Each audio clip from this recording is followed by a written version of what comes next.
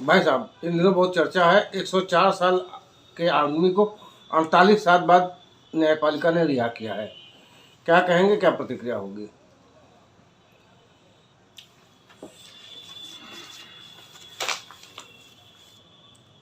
देखिए,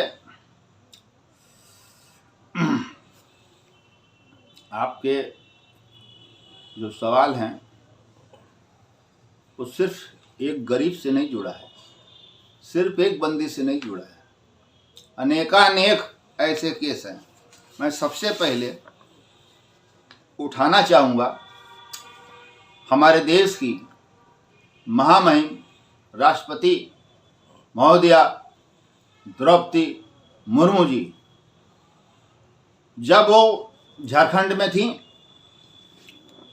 जब वो झारखंड में वो बनाई गई थी, पूरे बिहार झारखंड के जो जेल सुधार कमेटी थी, उस कमेटी की वो लीडिंग मेंबर थी। उन्होंने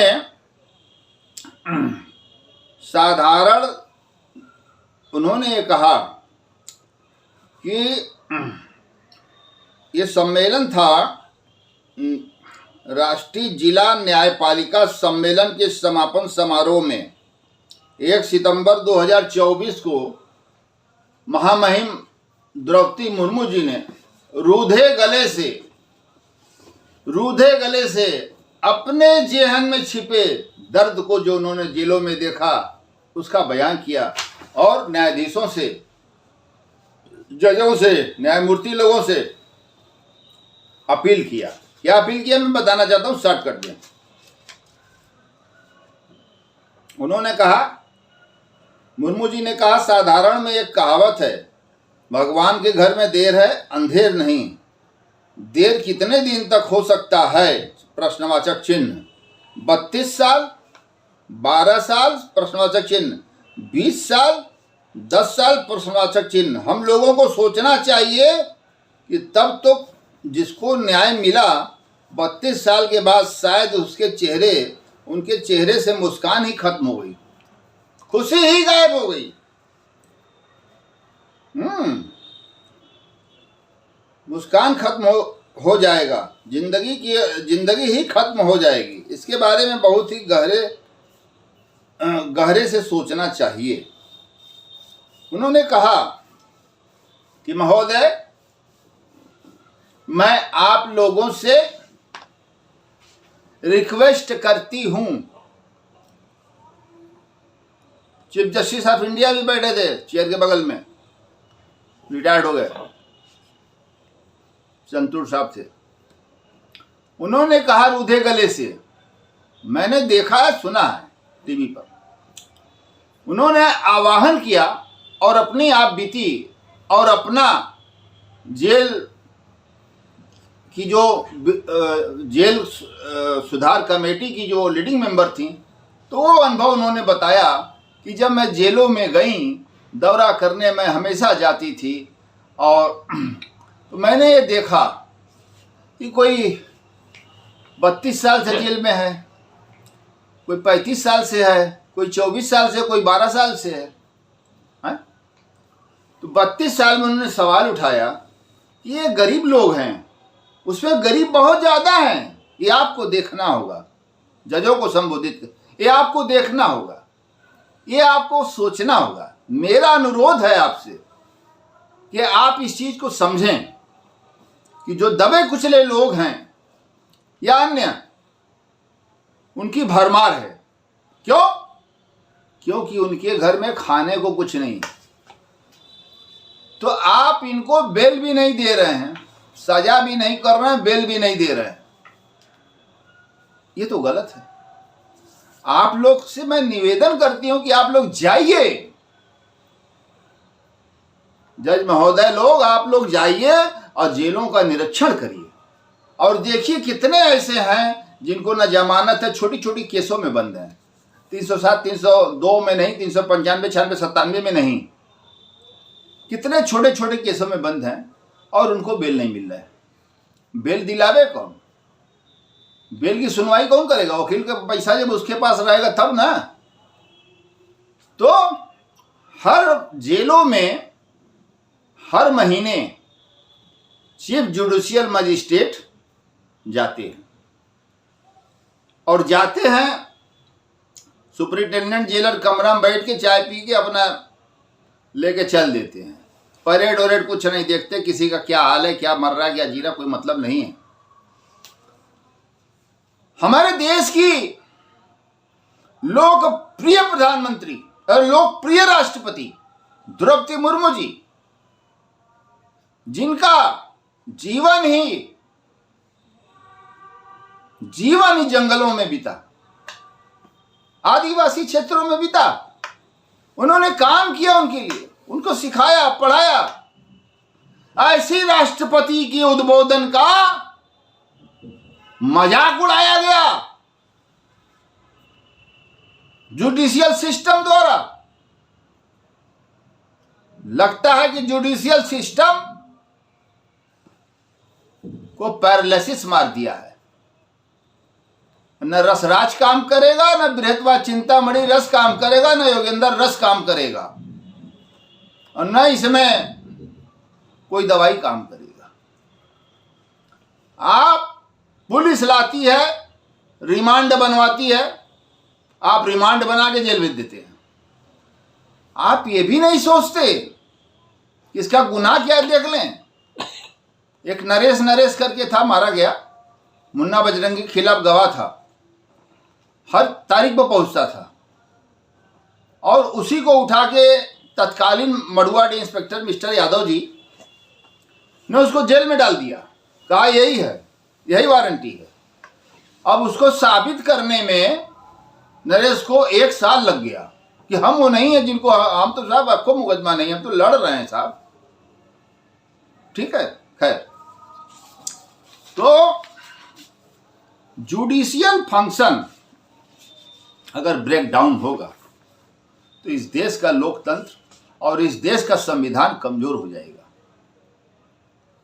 इस मसले को माननीय लोकसभा अध्यक्ष जी से, ओम बिरला जी से, और लोकसभा के सम्मानित सदस्यगणों से मैं निवेदन करता हूं कि राष्ट्रपति द्रौपदी मुर्मू जी द्वारा दिया गया न्यायपालिका सम्मेलन के समापन समारोह में दिया गया भाषण 1 सितंबर 2024 का को संसद में पढ़ा जाए। संसद में राष्ट्रपति की पीड़ा को पढ़ा जाए और ये देखा जाए कि इस पर क्या असर पड़ा। कुछ असर नहीं पड़ा न्यायपालिका पे। एक कान से सुने, दूसरे कान से निकाल दिए। और तो द्रौपदी जी का जो दर्द था वो शायद मेरे अंदर आ गया है, क्योंकि एक एक शब्द मुझे याद है। अब आपको बता दें, लखन पासी एक ऐसा प्रिजनर्स रहा है जिसको 1977 में एक FIR में नामजद किया गया, इलाहाबाद, कौशाम्बी का मामला था, इलाहाबाद में नामजद किया गया। उसके साथ अन्य लोग भी थे और खुद चोट खाया हुआ था, ये खून बह रहे थे, कोई मतलब नहीं। पुलिस उस FIR पर न्यायोचित तरीके से विवेचना नहीं किया और चार्जशीट लगा दिया, उसको जेल भेज दिया। 1977 की बात है। अब आ जाइए 1982 में। 1982 में इलाहाबाद के ADJ चतुर तत्कालीन ने लखन पासी जो 104 साल का है उसको आजीवन कारावास की सजा सुना दिया। अब तमाशा देखिए, आजीवन कारावास का अर्थ कई बार व्याख्या इसकी हो चुकी है। आजीवन कारावास का अर्थ यह है, ये थोड़ी है कि जिंदगी भर मरने के लिए वहां रखे जाएंगे। आजीवन कारावास का मतलब यह है, मैं पूरे इंडिया में मैं रिवीजन 20% अगर रिवीजन नेक चलनी जेल की भाषा में अगर सुपरिटेंडेंट और जेलर देते हैं तो 14% आपका और मतलब 20% आपका और सज़ा कम हो जाएगा 14 साल में। और अगर नहीं भी देते हैं तो 20 साल पर आपको छोड़ना ही पड़ेगा। 65 साल, 70 साल, 75 साल सब छोड़ दिए जाते हैं, केवल उनकी सज़ा 4 साल केवल कटनी चाहिए। अगर वो 70 साल के हैं, 80 साल, 75 साल के हैं तो उनको तुरंत अनकंडीशनल रिलीज करिए आप, क्योंकि वो तो मरने के कगार पर आ गया, न काम कर पाएगा, जेल में बैठ के क्या करेगा। लेकिन इस केस में ऐसा नहीं हुआ। काला चश्मा पहन के, वो काला चश्मा जचता है इनके चेहरे पर, इसीलिए हम सफेद पहने हैं, है ना। तो मैं कहना चाहता हूं कि एक छोटी सी लड़ाई में ये बेचारे बीच बचाव करने गए, और इनका ये फोटो देखिए, हमारे लखन पासी जी का 104 साल के हैं।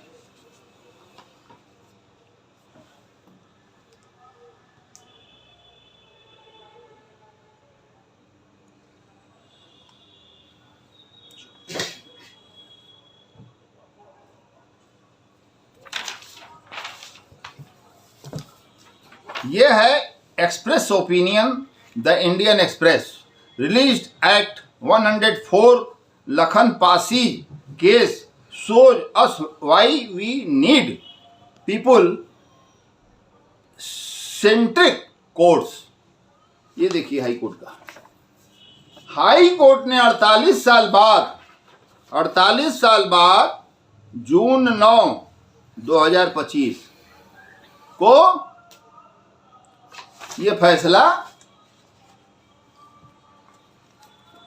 ट्रायल कोर्ट के फैसले को, एडीजे 4 के फैसले को कहा कि ये न्यायपूर्ण फैसला प्रतीत नहीं होता है और लखन पासी को बाइज्जत छोड़ा जाता है, रिहा किया जाता है। अब 48 साल कौन लौटाएगा लखन पासी को, मैं पूछना चाहता हूं न्यायपालिका के लंबरदार माननीय सीजीआई साहब से, माननीय न्याय मंत्री से, उत्तर प्रदेश के एलआर से, प्रमुख सचिव न्याय से मैं पूछना चाहता हूं कि इसका 48 साल कौन लौटाएगा। 104 साल का वृद्धा आदमी, दलित आदमी है, इस मामले को मैं राष्ट्रपति भवन तक लेके जाऊंगा, क्योंकि ये मुर्मू जी का ही काम मैं कर रहा हूं, उनके रास्ते पर चलकर राष्ट्र के विकास और निर्माण में अपना सहयोग कर रहा हूं, अपना फर्ज समझ रहा हूं। कैसे नहीं महामहिम राष्ट्रपति जी का भाषण, जुडिशियल सम्मेलन में दिया गया भाषण कैसे राज्यसभा में नहीं सुना जाएगा। उसको पढ़ा जाएगा राज्यसभा में, लोकसभा में, तमाम विधानसभाओं में। उस भाषण को पढ़ना होगा कि क्या उनका दर्द है, ये समझना होगा संसद को और संसद माननीय संसद सदस्यों को। आप इसको लेकर क्या after 48 year struggle for justice 104-year-old walk free from jail, ये देखिए फ्रॉम जेल, हाँ ठीक है। अब देखिए the Indian Express opinion, released at 104 Lakhan Pasi case shows us why we need people centric courts।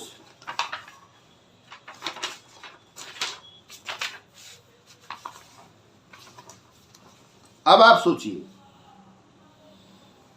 ये क्रिमिनल अपील जो है कब स्वीकार हुई भाई। ये क्रिमिनल अपील है, क्रिमिनल अपील जो है 1982 में क्रिमिनल अपील कर दिया गया। कितना साल हो गया? 43 साल पहले क्रिमिनल अपील किया गया और 43 साल बाद 44वें साल में हाई कोर्ट संज्ञान ले रहा है। क्या तमाशा है यार, अरे मार डालो।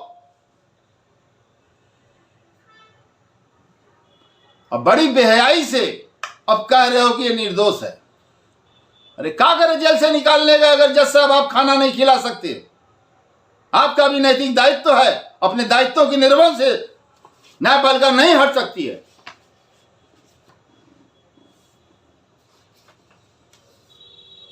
भारत के संविधान के संरक्षक हैं। आर्टिकल 226 में honourable high court, article 32 honourable supreme court में जनहित याचिकाएं होती हैं, कुछ नहीं। तो ये criminal case, criminal appeal number 2781 of 1982, appellant Lakhan and others, respondent state, और हमारे counsel for the applicant such counsel for the respondent AGA. और इसको न्याय मित्र मिला, पैसे नहीं है तो कहाँ से? कोर्ट ने एक न्याय मित्र वकील दे दिया कि भाई इनका थोड़ा देखो, अपील थोड़ा सा इनका समझो। तो क्या सर निर्धन को न्याय नहीं मिलेगा? ऑनरेबल सुप्रीम कोर्ट की उस स्लोगन को की व्याख्या मैं करना चाहता हूं, जिसमें ऑनरेबल सुप्रीम कोर्ट ने 30 साल पहले कहा था कि न्याय चला निर्धन से मिलने। तमाम लोक अदालतें लगने लगी, न्याय चला निर्धन से मिलने। न्याय कहां निर्धन से मिल रहा है? निर्धन का कोई मतलब नहीं है, निर्धन का कोई मतलब नहीं है। और मैं बताना चाहता हूं कि 43 साल बाद जो है अपील जो है वो टेकअप हुआ। बार हाई कोर्ट इलाहाबाद टेकअप हो रहा है 48 साल बाद। क्या कोई और नजीर है? कोई और नजीर है हिंदुस्तान के हाई कोर्टों की, ऑनरेबल सुप्रीम कोर्ट की, ऑनरेबल इलाहाबाद हाई कोर्ट की? कोई और नजीर दिखा दीजिए कि 48 साल से ज्यादा कोई काटा है तो मैं गर्दन कटवा लूंगा। जब देश की राष्ट्रपति गुहार कर रही हैं जजों से, उनको जब अनदेखा कर दे रहे हैं और लखन पाल बंद हैं। ऐसे न जाने कितने लखन पाल जेल में मर जाते हैं।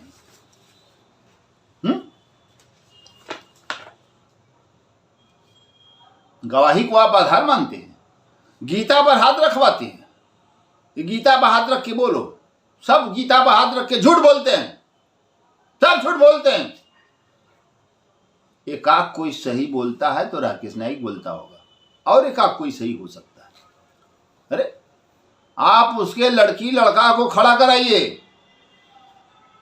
दोनों के सर पर हाथ रखवाइए विटनेस से, और कहे अब कसम खाए, अपने लड़की लड़का का कसम खा के बताओ कि ये निर्दोष हैं या तुमने फंसाया है, ये दोषी हैं या तुमने फंसाया है। ये विधा होनी चाहिए।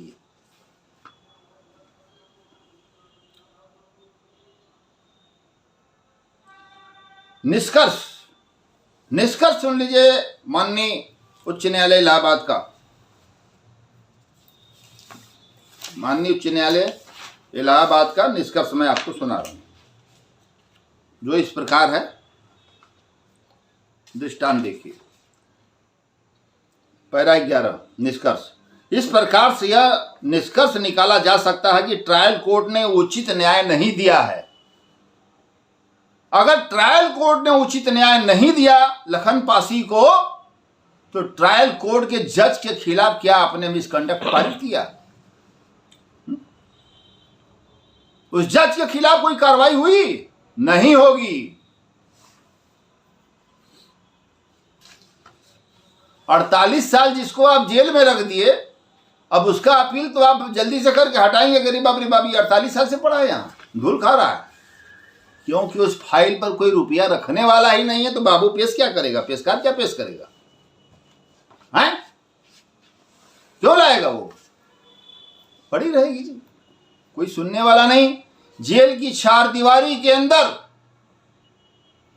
गरीबों, मजलूमों, असहाय पीड़ितों की आवाज, न्याय की आवाज जेल की चारदीवारी से टकरा कर वापस जेल में आ जाती है। आपने किताब को लिखा है। अभी हमें पहले निष्कर्ष पढ़ दे। अभियोजन पक्ष के मामले में दिखाई देने वाली कमी या दुर्बलता पर विचार करना और ध्यान से जांच किए बिना PW1, PW2 की गवाही पर भरोसा किया। उनकी गवाही को सही नजरिए से देखने में सरकारी वकील की नाकामी। सरकारी वकीलों का भी यही हाल है, हर पेशिये चाहिए। हाँ, अराजकता की हद है। कोर्ट को कहना पड़ रहा है। घटना की शुरुआत और मूल के बारे में बताने से मुकदमा चलाने का असर होता है। घटना का सही वर्जन रिकॉर्ड पर लाने में नाकाम रहना, अभियोजन पक्ष की उत्पत्ति और घटनाओं और जिस तरीके से घटना के सामने से प्रोसिक्यूशन केस पर शक पैदा हो गया। अब देखिए, साफ तौर पर कहा कि इसके संभावित वर्षन को नजरअंदाज नहीं किया जा सकता। ट्रायल कोर्ट ने कहा कि प्रोसिक्यूशन ने अपने केस को बिना किसी शक के साबित कर दिया है, इसलिए इसे कायम नहीं रखा जा सकता। आरोपी अपीलकर्ता साफ तौर पर इसके हकदार हैं। मामले में संदेह का लाभ देते हुए ऊपर बताए गए कारणों और चर्चा के आधार पर यह अपील सफल होता है और उसे अनुमति दी जाती है। 13 दिनांक 2/11/1982 को पारित 2 सिद्धि का निर्णय एवं आदेश विद्वान अपर सत्र न्यायाधीश चतुर्थ इलाहाबाद द्वारा सत्र परीक्षण संख्या 162 में 1980 को रद्द किया जाता है। 162 सन 1980 को रद्द किया जाता है। अपील करने वाले नंबर 1 लखन पासी और अपील करने वाले नंबर 2 देशराज को रिहा कर दिया जाएगा अगर वे जेल में हैं, और अगर वे बेल पर हैं तो उनके बेल बांड CRPC के सेक्शन 437 के तहत डिस्चार्ज हो जाएंगे, बशर्ते कि वह किसी और केस में वांछित न हो, वांटेड न हो। इस आदेश की प्रति रजिस्ट्रार अनुपालन द्वारा मुख्य न्यायिक मजिस्ट्रेट प्रयागराज को आवश्यक कार्रवाई के लिए भेजी जाए। विद्वान न्याय मित्र को नियमानुसार पारिश्रमिक फीस भुगतान किया जाए। ऑर्डर की तारीख 2/5/2025। मोनिका। अब सवाल ये उठता है कि रिलीज ऑर्डर होने के बाद भी, छोड़े जाने को ऑर्डर होने के बाद भी 4 महीना तक लखन पासी को जेल वाले जेल में रखे थे। This matter is related to contemptuous. Contempt of court का नोटिस इशू होना चाहिए तत्कालीन जेलर सुपरिटेंडेंट और नायब जेलर दफ्तरी। ऐसा नहीं हुआ।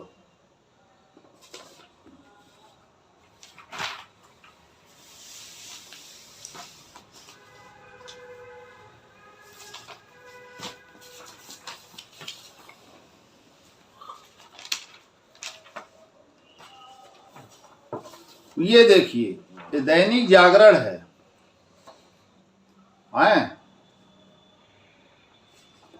ये दैनिक जागरण का सवाल सिस्टम पर सबसे बड़ी बहस।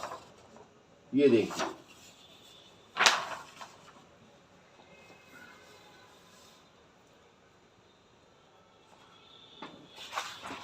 ये देखिए जागरण का एक और जरूरी जन जागरण।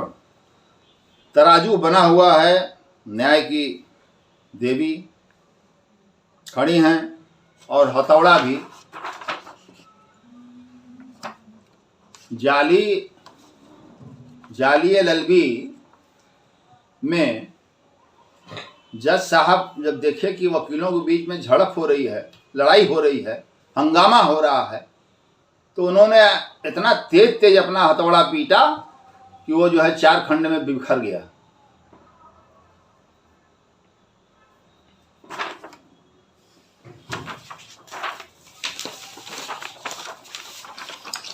मुकदमों का अंबार है बड़ी बाधा। विजय हंसारिया, वरिष्ठ अधिवक्ता, दैनिक जागरण, जन जागरण।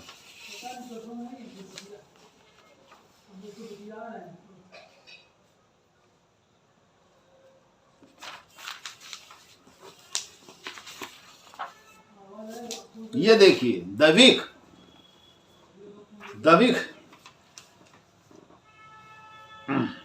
wrought in the court, wronged questionnaire, Justice Arun Mishra spiritual and efficient. The executive is blackmailing Chief Justice of India Prashant Bhushan liar. Chief Justice of India should restore confidence of brother judges T.S. Thakur, former Chief Justice of India. India witnessing under cleared emergency.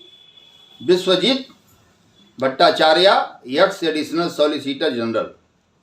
ये देखिए supreme court rules service conduct का ये माखौल उड़ाते हुए और अदालत का बहिष्कार जो है माननीय अधिवक्ता लोग करते आते हैं। यहाँ अदालत का बहिष्कार ये 4 जस्टिस अपने हित में और प्रेस कॉन्फ्रेंस सुप्रीम कोर्ट के अहाते में करने लगे। और इतना नहीं, सर्विस रूल कंडक्ट का जो है इतना माखौल उड़ाया कि पूरी न्यायपालिका की आग की सिल्ट बाहर आ गई। और ये अपने चीफ जस्टिस के खिलाफ, चीफ जस्टिस ऑफ इंडिया तत्कालीन श्री दीपक मिश्रा जी के खिलाफ ये प्रेस कॉन्फ्रेंस कर रहे हैं और ये कह रहे हैं कि साहब बढ़िया बढ़िया फाइल हम लोग को नहीं देते हैं, आप कुछ अपने चुनिंदे जजों को देते हैं। हाँ, बढ़िया बढ़िया फाइल का मतलब क्या है, इसका अर्थ लगाइए। मलाईदार फाइल। हाँ, ये देखिए क्या मजाक जो है बना के रखा है लोगों ने। उसके बाद अभी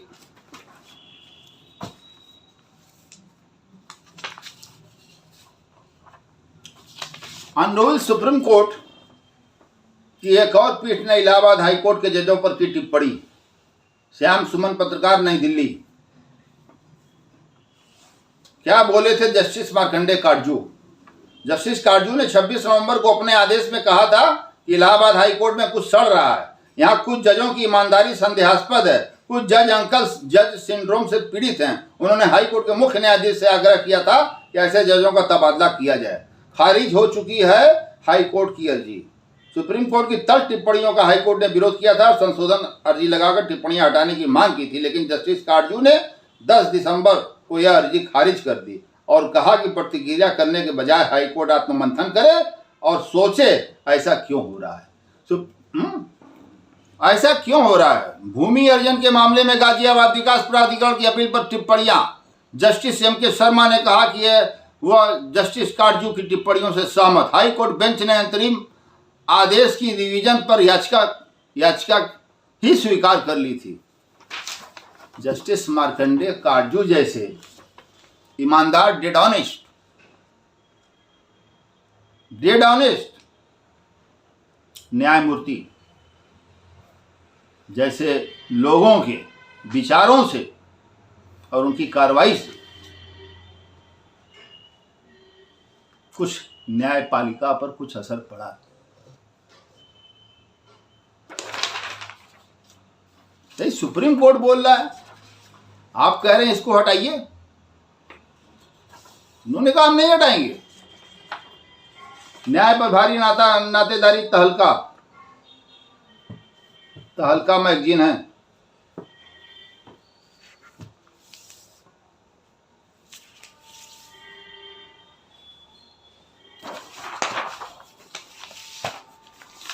अब देख लीजिए, इंडिया टुडे है, दोनों इंडिया टुडे बेल और जेल क्वेश्चन है विथ जजेस making bail the exceptions nearly 70% of the accused languish as under trials in overcrowded Indian jails, wanted judicial reform। ये देखिए कि बेल और जेल में क्या फासला है। हाँ? लखन पासी को तो जो है बेले नहीं मिला। 48 साल जेल में रखा, आज वो कैसे खाना खाएगा, कौन सा काम कर पाएगा। 104 ईयर्स ओल्ड आदमी जो है, बुजुर्ग, आज उसके रहने का ठिकाना नहीं है, कोई पूछ नहीं रहा है। कितना दिन जेल काट के आया है, काट के आया, कोई 2 रोटी देने वाला नहीं है। मैं उनसे लखन पासी जी से संपर्क करके मिलकर और उनको लेकर महामहिम राष्ट्रपति जी द्रौपदी मुर्मू जी के पास जाऊंगा, क्योंकि ये उनकी ही वेदना है जो आज लखन पासी के रूप में आया। 32 साल तक जो है का रिकॉर्ड उन्होंने बताया था महामहिम राष्ट्रपति महोदया ने। ये 48 साल का रिकॉर्ड हो गया और उन्होंने तो पूरा आंखों देखा, जेल में देखा उन्होंने, उनको बड़ी पीड़ा हुई। अपनी पीड़ा को अभिव्यक्त किया माननीय न्यायमूर्ति द्वय से, और उस पीड़ा को कोई समझ नहीं पाया। और लखन पासी एक उदाहरण है। ये मेरे समझ के बाहर है। हम आपको हाई कोर्ट के पूर्व जज एस.एन. शुक्ला पर चलेगा भ्रष्टाचार का केस, सीबीआई को मिली मंजूरी, निजी मेडिकल कॉलेज को फायदा पहुंचाने का है आरोप, सुप्रीम कोर्ट के आदेश। ये देखिए, ये भ्रष्टाचार देखिए, हाई कोर्ट के जज साहब को देखिए, तो देखिए कि लखन पासी लोग कैसे 43 साल बाद अपील सुना जा रहा है। वाह भाई वाह, बारे न्यायाधीश महोदय, बहुत बहुत धन्यवाद आपको।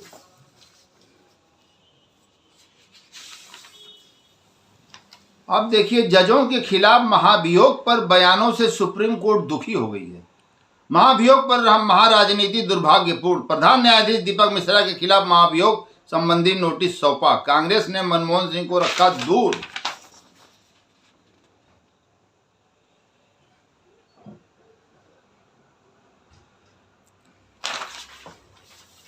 पूर्व सीजेआई ने राज्यसभा जाने पर तोड़ी चुप्पी, न्याय व्यवस्था पर सवाल।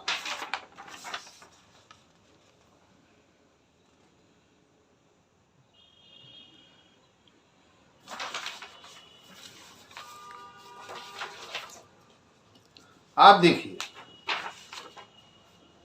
चीफ जस्टिस का दर्द देखिए।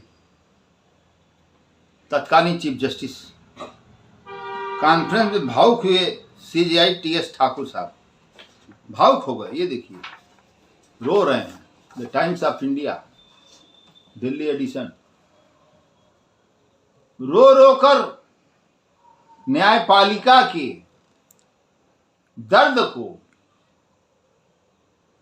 दर्द को उभारने का प्रयास किया, लेकिन जेल में बंद कैदी लखनपाल पासी जैसे गरीब मर रहे हैं।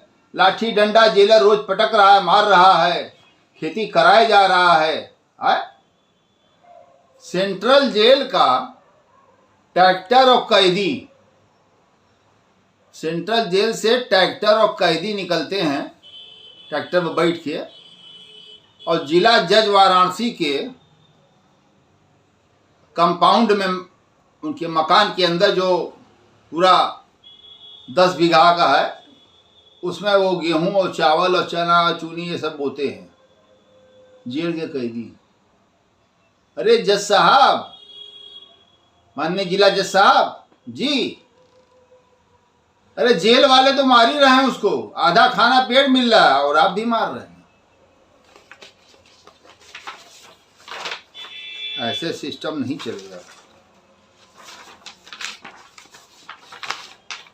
अब देखिए आप, बिहार थानेदार और दरोगा ने चैम्बर में घुसकर जज को पीटा, शोर सुनकर पहुंचे वकीलों ने किसी तरह बचाई जान। अब बताइए, पुलिस की रंगदारी देखिए। ये देखिए आप तमाशा बिहार की।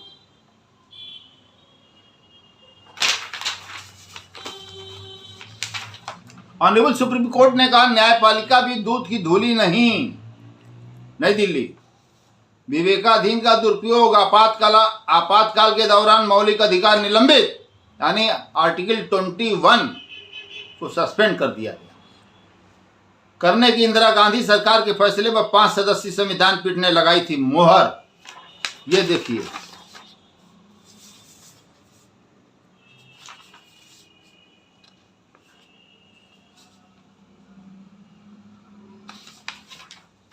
इस सुप्रीम कोर्ट के ऑनरेबल तत्कालीन न्यायमूर्ति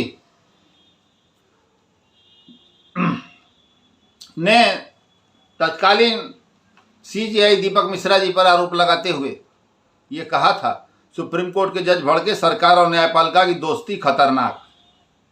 इसका मतलब क्या है? सुप्रीम कोर्ट के जज जस्टिस चेलमेश्वर साहब बोल रहे हैं कि सरकार और न्यायपालिका की दोस्ती खतरनाक। तो देश भी जाने ना। आप देखिए,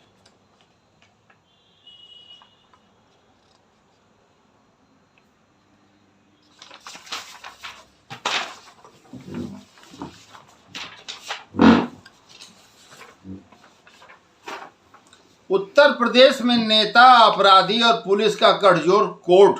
सहारनपुर में बालिका के अपहरण मामले में कोर्ट की तल्ख टिप्पणी, प्रमुख सचिव गृह व सचिव नियुक्ति से 6 माह में रिपोर्ट तलब।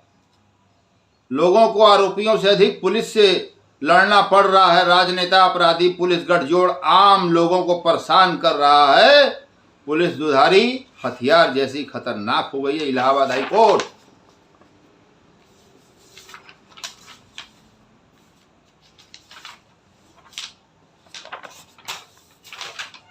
तिहाड़ जेल में अपराधियों व हत्यारों का अड्डा। कैद में हो रही हैं हत्याएं, यानी जुडिशियल कस्टडी में मर्डर हो रहा है। सुप्रीम कोर्ट गृह मंत्रालय से मांगी रिपोर्ट, सुधार के लिए कार्रवाई में देरी से नाराज। इस ऑर्डर के बाद भी तिहाड़ में 4 मर्डर हो चुका। जुडिशियल कस्टडी में भी हम सेफ नहीं हैं। तो आपको जुडिशियल कस्टडी में हम सेफ नहीं हैं तो आप रिमांड क्यों बना रहे हैं, क्यों जेल भेज रहे हैं?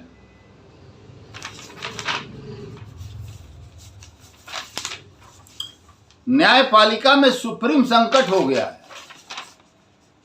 सुप्रीम कोर्ट में संकट हो गया। 4 जज बगावत कर दे रहे हैं कि हमको बढ़िया फाइल नहीं मिल रहा है। बढ़िया फाइल हमसे लीजिए ना, दे रहे हैं आपको बढ़िया फाइल। सेशन जज के खिलाफ दुष्कर्म का आरोप तय हो गया। हद हो गया। ये सेशन जज भी पीड़िता को का दुष्कर्म कर दे रहे हैं, चेम्बर में अपने लग रहा है। कहा है बलात्कारी भी है। अधिवक्ता ने जज की कलम छीनी, फाड़ी आदेश की कॉपी। ये कौन अधिवक्ता है? ये दागी अधिवक्ता हैं। सब नहीं है अधिवक्ता ऐसे हैं। ये देखिए, अराजकता की हद हो गई है। जज भी मार खा रहे हैं, जेल से लाए गए अपराधी भी गोली से मारा जा रहा है। जज साहब कुछ नहीं कर पा रहे हैं। वही जज साहब को जब बयान देना पड़ेगा तो मुकर जाएंगे वो कि नहीं था, हमें तो बाथरूम में गए थे, चेंबर में थे। सुप्रीम कोर्ट जजेस red flags, government meddling ask CJI for full court. Death knell to democracy. क्या ये सब हो रहा है? क्या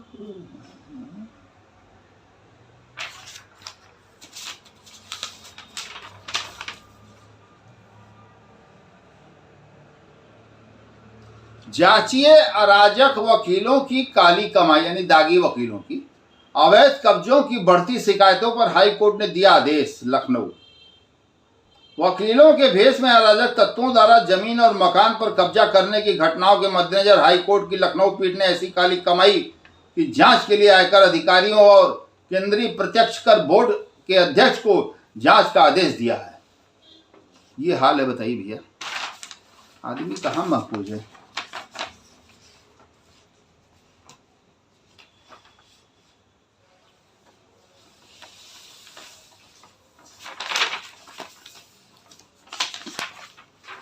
अब देखिए, सिकरौरा कांड जिसमें 6 नाबालिग बच्चों की हत्या, रामचंद्र यादव प्रधान की हत्या, उनके भाई की हत्या, 2 नाबालिग किशोरियों के गुप्तांग में गोली मारने वाला ये कमीना ब्रजेश सिंह है, खद्दड़ पहन के आया कर रहा है, गाड़ी से उतर रहे हैं। अरे सारे जलेबी या पूड़ी छानते थे, है भूल गए क्या कब सेठी में?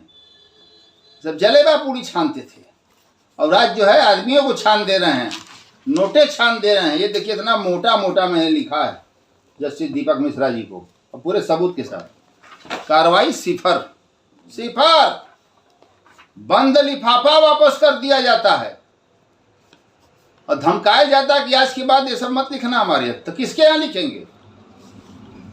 हैं? ब्रजेश सिंह के गायब फाइलों को लेकर राकेश न्यायिक ने खोला मोर्चा, सुप्रीम कोर्ट को लिखी चिट्ठी, न्यायपालिका से जुड़े हैं अंडरवर्ल्ड माफिया और पुलिस के तार।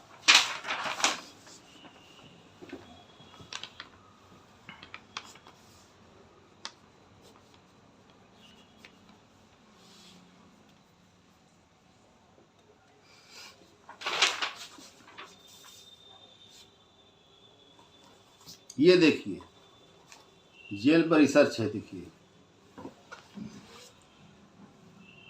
ये मेरी किताब सिंस 1993।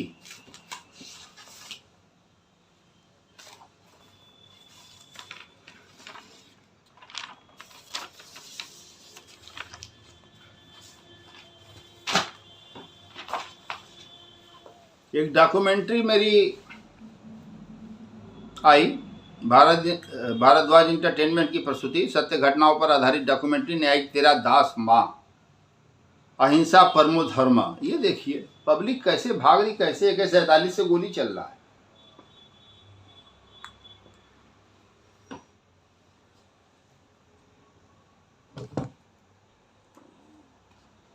और इसमें निर्माता निर्देशक विक्रम भारद्वाज, और स्वर जो गाना उन्होंने दिया डॉक्टर पूनम शर्मा जी, बहुत ही लोकप्रिय गायिका हैं, वाराणसी की शान है, मान है। और संगीत अनिल रमन ने दिया है, और विशेष सहयोग अनवर हुसैन अन्नू ने दिया है। ये इन लोग का है।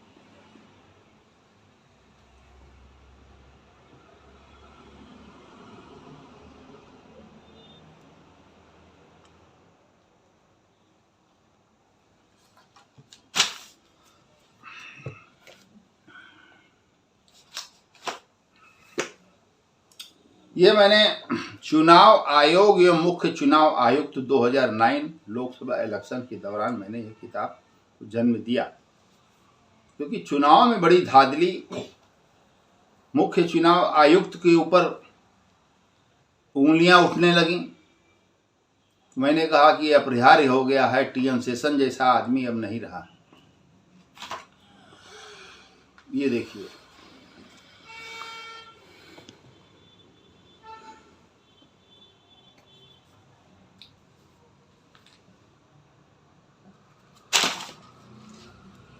मैंने आतंकवादियों के खिलाफ कई केस किया। अखिलेश यादव की सरकार थी तत्कालीन, आर्टिकल 321 का एक्सरसाइज करते हुए, और यहाँ के 5-6 घटनाओं के संकट मोचन मंदिर 23 नवंबर को, संकट मोचन मंदिर 23 नवंबर को 2007 को, 23 नवंबर 2007 को कचहरी में serial bomb blast, railway station पर बम ब्लास्ट, और हनुमान मंदिर संकट मोचन बाबा के मंदिर में भी बम ब्लास्ट, और श्रमजीवी एक्सप्रेस में भी बम ब्लास्ट, धमाका। आज भी माननीय अधिवक्तागण इसकी बरसी मनाते हैं और अपने खोए हुए साथियों को याद करते हुए, उनके किए गए कार्यों की समीक्षा करते हुए रो देते हैं। उनका फोटो लगाया जाता है? और मैंने आतंकवादियों जब संसद भवन पर हमला हुआ तो मुझे बर्दाश्त नहीं हुआ कि संसद भवन पर आतंकी हमला हो गया हमारे देश की सर्वोच्च जो है वो सर्वोच्च संसद है, सदन है, जहां प्रधानमंत्री से लेके सारे कैबिनेट मंत्री, राज्य मंत्री, उप मंत्री, लोकसभा अध्यक्ष सारे लोग बैठते हैं। वहां निशाना बना दिया अफजल गुरु ने। सब तो गुरुए बाय लीजिए, फांसी पे भी चढ़ा के वही दफन कर दिया गया उसको तिहाड़ जेलवा में।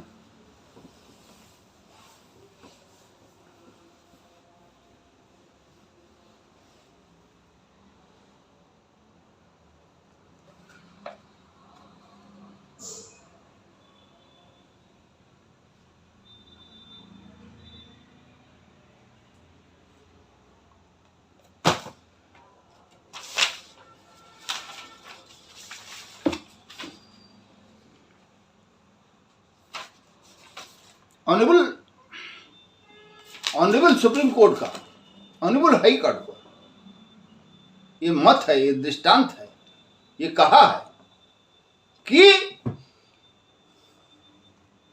100 दोषियों को छोड़ दिया जाए, इस पर मुझे एतराज नहीं है। 100 दोषी छूट जाए, लेकिन एक निर्दोष को सजा ना हो। लखन पासी उसका उदाहरण, न जाने कितने लखन पासी हैं। मैं राष्ट्रपति जी से मिल के और लखन पासी जी को ले जाकर, और सारी जेलों का मेरे पास सब रिकॉर्ड है, मैंने जेल अपराध किताब लिखा है, और इस व्यवस्था को दुरुस्त कराना है। जेल में भेड़ बकरों की तरह भरे हुए हैं। क्या तमाशा बना के रखा है जेलर? है गुंडाई करते हो, हम माफियाओं से पैसा लेते हो। है मुख्तार अंसारी का लड़का, मरहूम मुख्तार अंसारी का लड़का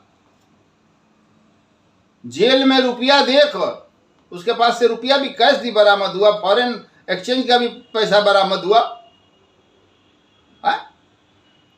हर सुख साधन ले रहे थे, मोछ ऐसे ऐठ रहे थे, कुल मोछ ऐठना सीधा हो गया। जाओ लड़ो ना। हमारे महाराज जी, माननीय योगी आदित्यनाथ जी, लोकप्रिय मुख्यमंत्री जी, वो मोछ रखने में और ऐठने में विश्वास नहीं रखते, लेकिन जो ऐठा हो गया, जेल काटते काटते काटते काटते रीढ़ की स्पाइन की S4 S5 L1 L2 में गैपिंग आ जा रहा है इन लोगों के। कितने दमी दूध हो जाएगा। ऐसे ही सन्यासी की जरूरत है देश को।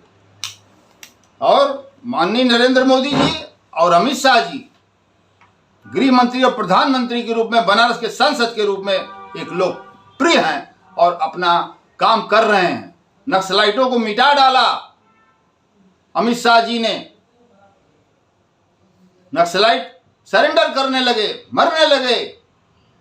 तमाशा है। गवर्नमेंट अगर कुछ चाह जाए तो कुछ हो सकता है, कुछ नहीं हो पाएगा। तो ठीक है, अब मैं अपनी वाणी को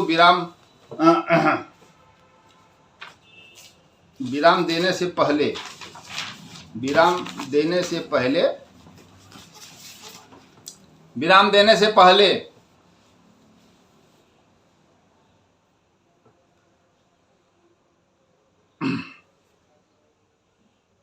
पंडित अटल बिहारी वाजपेयी जी अमर रहें, पंडित जवाहरलाल नेहरू जी अमर रहें,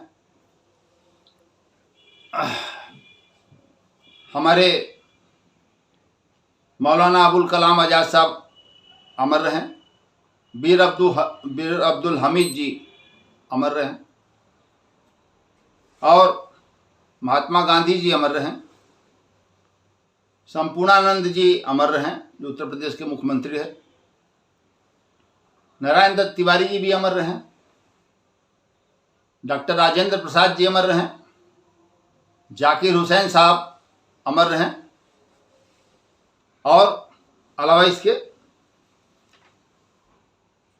माननीय लोकप्रिय प्रधानमंत्री नरेंद्र मोदी जी जिंदाबाद, माननीय अमित शाह जी जिंदाबाद, माननीय योगी आदित्यनाथ जी मुख्यमंत्री उत्तर प्रदेश, लोकप्रिय मुख्यमंत्री, जिंदाबाद जिंदाबाद जिंदाबाद। मैं भूल गया, भगत सिंह, राजगुरु सुखदेव, जिनको एकदम जवानी में ही फांसी दे दिया गया ब्रिटिश हुकूमत के द्वारा, उनको भी सत सत नमन है, बारंबार प्रणाम है। और चंद्रशेखर आजाद जी को भी हम नमन करते हैं, श्रद्धा सुमन अर्पित करते हैं, और इन लोगों से प्रेरणाएं मिलती हैं, हमको प्रेरणाएं मिलती हैं। ये राष्ट्रभक्त लोग हैं, और भारत के संविधान की जय हो, भारत के संविधान की जय हो, भारत के संविधान की जय हो, भारत माता की जय हो, भारत माता की जय हो, भारत माता की जय हो। सत्यमेव जयते, सत्यमेव जयते, सत्यमेव जयते। अपनी वाणी को विराम देने से पहले अपने जनता जनार्दन का भी अभिवादन करता हूं, और आप उन्हीं लोगों के, जनता के द्वारा ही बनाया गया ये आदमी है, और इसका दिल है या दिमाग जो भी समझिए, सब जनता के ऊपर है, हमारे सहयोगियों के ऊपर है। मैं बहुत बहुत धन्यवाद देता हूं माता बहनों, बुजुर्गों, नौजवान साथियों को बहुत बहुत धन्यवाद। आप लोगों को बहुत प्रासंगिक प्रश्न उठाया आप लोगों ने, और देखिए, ठीक है, बहुत बहुत धन्यवाद। न्यायपालिका की जय हो, न्यायपालिका की जय हो, न्यायपालिका की जय हो। चीफ जस्टिस ऑफ इंडिया की जय हो, chief justice of high court की जय हो। जय हो।